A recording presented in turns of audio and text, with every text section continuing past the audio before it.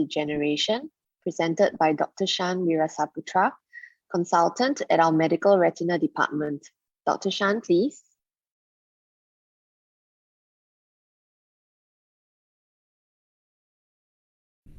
Hi, good morning, and thank you for joining us for National Eye Care Day. In this session, I will be giving you an overview of age-related macular degeneration, or AMD for short. The eye is a tiny organ relative to the rest of the body, but within it are multiple delicate structures which serve specific functions. Starting in front, the eyelids and lashes protect the eyeball or globe. The cornea and the lens in the middle serve to focus light rays to the back of the eye. When images reach the light-sensitive part of the eye known as the retina, these signals are then transmitted to the brain via the optic nerves. The retina can be broadly divided into two parts, the central portion known as the macula, and the rest of it referred to as the peripheral retina. The center of the macula is known as the fovea. The macula comprises multiple layers that are closely adherent in a regular fashion. The image on the top left demonstrates a cross-section of the macula. Structurally, the macula comprises only a small portion of the retina. However, it is undoubtedly the most important part of the retina, as it is responsible for our central vision. Without central vision, we would have difficulty reading, recognizing faces, and appreciating colors. Unfortunately, the macula may be affected by multiple disease processes. These include dystrophies where there is an inherent dysfunction in specific cell types of the retina due to genetic abnormalities. The macula may also be affected by changes in surrounding structures, such as degeneration of the vitreous gel that fills the cavity of the eye, causing scarring on the surface of the macula known as an epiretinal membrane, or leading to the formation of macular holes. These conditions typically require surgical intervention.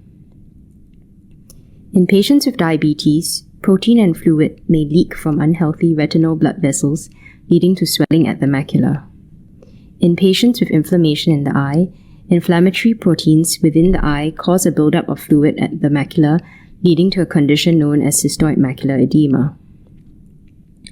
Not uncommonly, the macula may also be affected by degenerative change. This may occur in younger patients with very high myopia, and this is termed myopic maculopathy.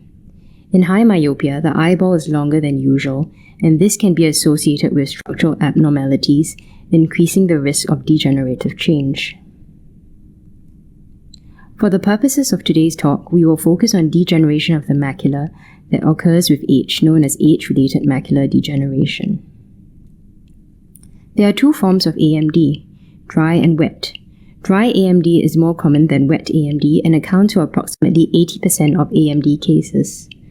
Whilst wet AMD is less common, it is typically more severe and accounts for 90% of severe visual loss secondary to AMD.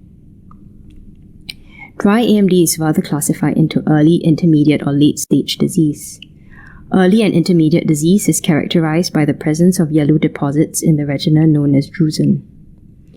Drusen are made of protein and lipid and may be deposited anywhere in the retina. In late-stage dry AMD, there is also a loss of normal retina tissue at the macula, and this is termed geographic atrophy. In wet AMD, there is a proliferation of vessels under the macula. The vessels in this abnormal network are particularly prone to leakage and hence the term wet AMD. As the vessels leak, they result in the deposition of fluid, protein, and lipids at the macula and cause a disruption of the retinal architecture. Unfortunately, even with treatment, extensive exudation sometimes leaves behind significant scarring, which results in poor final vision. So what causes AMD? The exact cause of AMD has yet to be elucidated, but several mechanisms have been proposed, including the buildup of waste products within the retinal layers as there is progressive dysfunction of cells with age, or chronic low-grade inflammation. This is also thought to lead to a progressive loss of tissue known as atrophy. Separately, AMD has been associated with some environmental and genetic risk factors. Age is the greatest risk factor for the development of AMD, and the incidence of AMD increases with age. Local data suggests that 1 in 4 persons over the age of 60 has AMD and is the leading cause of blindness in those 60 and above in our population. Thankfully, the more aggressive form of exudative AMD accounts for less than 20% of cases of AMD, and its prevalence in our population is about 0.5%. In addition to age, the development of AMD has been associated with a positive family history, smoking, poorly controlled blood pressure, and a lack of antioxidants in one's diet. Whilst age and family history are non-modifiable risk factors, smoking is a particularly significant modifiable risk factor. Studies have shown that smokers are 3 times more likely to develop AMD, and there is a dose-dependent effect of smoking, meaning that the more one smokes, the higher the risk of AMD. Encouragingly, the risk is diminished with time as one stops smoking. So yes, this is yet another reason to kick the habit. So what are the symptoms of AMD? In reality, early and intermediate AMD is largely asymptomatic. That said, some patients with intermediate disease may notice some distortion of their central vision, reduced contrast sensitivity, or have trouble seeing in low lighting conditions. The loss of vision in dry AMD is typically gradual, whilst in wet AMD, the loss of vision may be gradual or acute. Typically, sudden vision loss occurs as there is an acute bleed from the network of abnormal vessels underneath the macula. However, visual loss is not always readily apparent, especially if it happens gradually or if the vision in the fellow eye is relatively unaffected, as we have both our eyes open in day-to-day life. That said, AMD may affect both eyes. In patients with wet AMD in one eye, the risk of developing wet AMD in the fellow eye is about 10% a year or 50% in 5 years. So what can one expect in a consult to assess for AMD? First and foremost is the clinical assessment. All patients will receive a visual acuity check. Vision in each eye is tested in turn by reading down a number chart to assess for any change in vision. Most times, eye drops will also be given to dilate the pupils to allow for a thorough examination of the back of the eye. Typically, dilating eye drops give rise to blurred vision, especially for near, and some patients find it very disconcerting as they cannot read the text on their mobile phones, return to work, or drive for some hours after the consult. Nevertheless, it is crucial for a complete examination as the dilation allows for a more detailed examination of the retina. To aid in the diagnosis of AMD, we will also arrange for images and scans of the retina. The most important of which is a cross-sectional scan of the macula known as an optical coherence tomography, or OCT scan for short. This scan is safe, painless, and takes only a few minutes to acquire. In health, the layers of the retina are arranged in a regular fashion, as in the image on the top right of this slide. In wet AMD, the OCT scan will readily demonstrate any irregularities such as retinal thickening and the accumulation of fluid or blood as in the middle image. Additionally, comparing scans done at each visit helps us monitor response to treatment. Another test we may do is fundus angiography. In this test, a dye is injected into the patient's veins and video images are captured of the pattern in which the dye fills the retinal and choroidal blood vessels and gives us a better understanding to the areas of abnormalities.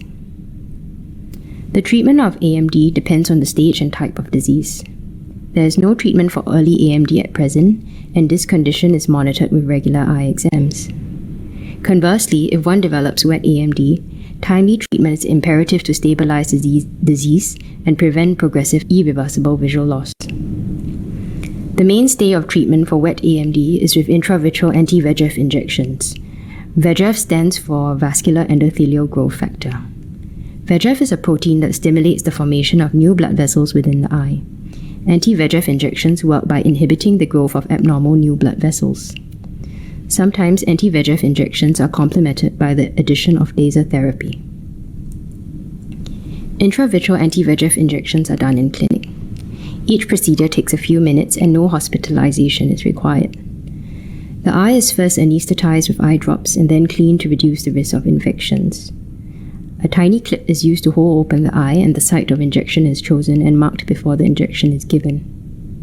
There may be some grittiness and redness in the eye following the injection, and whilst it is advisable to avoid swimming, rubbing, and allowing water to enter the eye for a few days following the injection, by and large most patients can resume majority of their daily activities with little inconvenience after the treatment. The aim of intravitreal treatment is to deliver the drug directly into the vitreous cavity close to where the abnormal network of blood vessels are growing and leaking.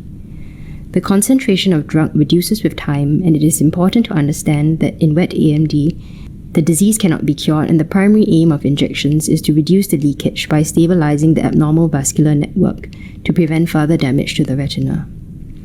Every individual responds differently, but clinical studies have suggested that at least 12 to 14 injections will be required over a 2-year period to control the disease initially. Your doctor will see you regularly to assess your response to treatment and tailor your treatment plan accordingly. If appropriate, we will discuss the role of an adjunctive laser process. Now, there are 2 types of lasers that may be used in addition to anti-VEGF therapy to treat AMD: the focal or hot laser and photodynamic therapy or cold laser. The focal laser uses heat to seal the abnormal blood vessels under the retina, but as this process is inherently destructive, it cannot be applied at the fovea, which is the center of the macula, where excessive scarring may result in a drop in vision. With PDT or cold laser, a special dye known as verteporfin is given to the patient prior to the laser. The drug travels through the blood and preferentially binds to the vessels in the abnormal network under the macula. Once enough time has been given to allow the drug to accumulate at the site of interest, the laser is applied to activate the dye. This causes clots to form within the abnormal network, thus sealing it off. There is less collateral damage with PDT, and hence this may be used to treat lesions close to the fovea. So what about dry AMD? As mentioned earlier, there is no treatment for dry AMD at present, so whilst management is largely expectant, your doctor will advocate preventive strategies to lower your risk and reduce the rate of progression of disease. To reduce your risk of AMD, we advocate smoking cessation and developing other healthy lifestyle habits such as regular exercise and a balanced diet to maintain normal blood pressure and cholesterol levels. Additionally, I advise my patients to monitor their vision regularly with an Amsler grid. Central vision in each eye is tested in turn by occluding one eye and using the uncovered eye to focus on the black dot in the center of the chart, whilst assessing the clarity of the rest of the grid. A distortion or perceived absence of any area in the grid suggests a macular pathology. If you have intermediate AMD, it is also advisable to consider the intake of eye supplements, as large-scale studies have demonstrated the benefit with such vitamins. The combination of vitamins studied is referred to as the AREDS2 formulation. The macula has 2 main pigments, lutein and zeaxanthin. The AREDS2 formulation comprises these 2 compounds and antioxidants, vitamins C, E, zinc, and copper. In the study, a 30% risk reduction of progression to advanced AMD was observed in patients with intermediate AMD or wet AMD in one eye who took the supplements. At present, there is no data to suggest that people with good ocular health should take supplements. While treatment can stabilize vision, the degree of improvement will depend on how early the disease is detected and response to treatment. Unfortunately, patients who present late or have very extensive and aggressive disease will suffer from loss of central vision, and this is particularly significant if both eyes are affected. Here at Eye Center, we have a low vision service to help our patients better cope with this change. Our low vision service will provide guidance for setting up a home to aid mobility and reduce accidents, as well as training on how to use optical aids such as magnifiers and other non-optical assistive devices such as talking watches, vibrating water level sensors, keyboard overlays to improve contrast, and large print books. So now we've come to the end, and if I may summarize the key take-home messages from today's brief talk. Firstly, the treatment of AMD depends on the stage and type of disease. Awareness allows for earlier diagnosis and treatment, which has been associated with better outcomes. Patients with wet AMD typically require long-term ongoing follow-up. Home Amsler monitoring will aid in early detection of the disease or recurrence of disease activity. And a healthy lifestyle wherein there's no smoking, good blood pressure control, and a balanced diet rich in antioxidants will help reduce the risk and progression of AMD. Now, thank you very much for your time and attention, and I'm happy to take any questions in regard to this talk.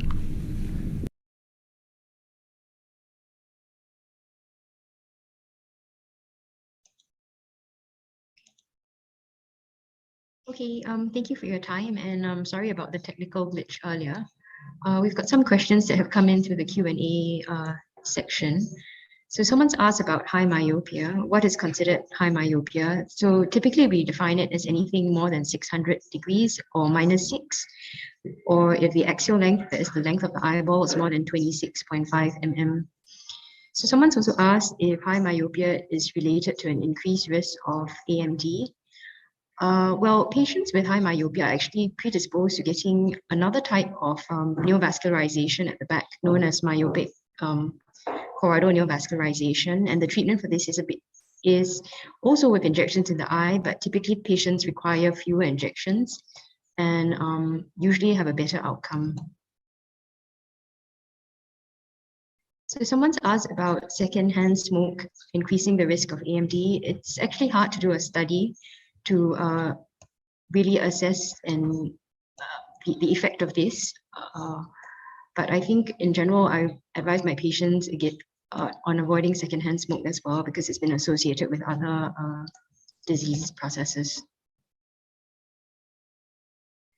Okay, there are a few questions on epiretinal membranes. Epiretinal membranes are scar tissue that form over the macula. You may have an increased risk of developing an epiretinal membrane if you've had episodes of intraocular inflammation or previous laser therapy.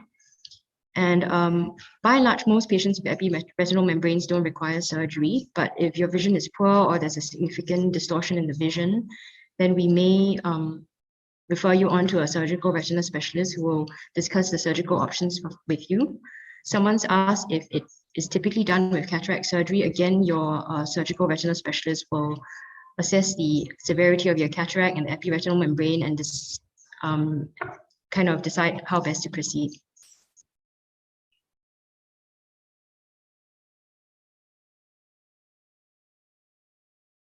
Okay, someone's asked, where can I go for eye screening? So in the past, before COVID, this eye care day, we usually used to have a eye screening session as well, but because of the safe distancing measures, we can't do it live this year. Hopefully that will be back next year. Yes, AREDS. Someone's asked if AREDS2 vitamins can be bought over the counter. Yes, they can be bought over the counter at any of our retail pharmacies.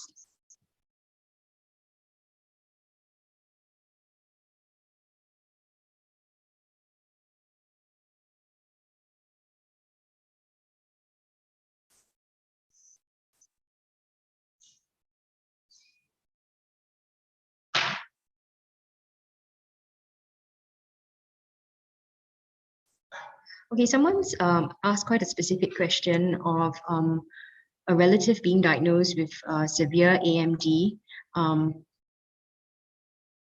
in one eye and a dense cataract in the other eye.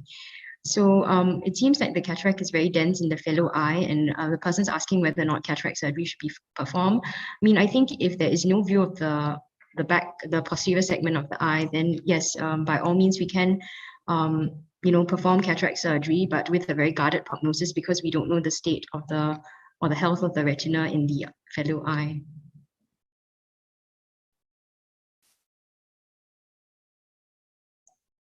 Okay, someone's asked a question about flashes of light in his or her eye for the last year, and if this is AMD. So typically AMD does not present with photopsia as described. It presents either with a drop in vision or with a progressive distortion of the vision. So flashes of light typically suggest that there may be a degeneration of the vitreous jelly in the eye, and that as the vitreous jelly is undergoing degenerative change, it may tug on the retina and simulate this sensation of a flash of light. In other cases, flashing lights at the back of the eye may represent inflammation of some of the cells in the back of the eye. So there's a question about whether people on blood thinning medication can take eye supplements. Yeah, I don't think that's a I don't think that's a contraindication to the AREDS2 supplementation.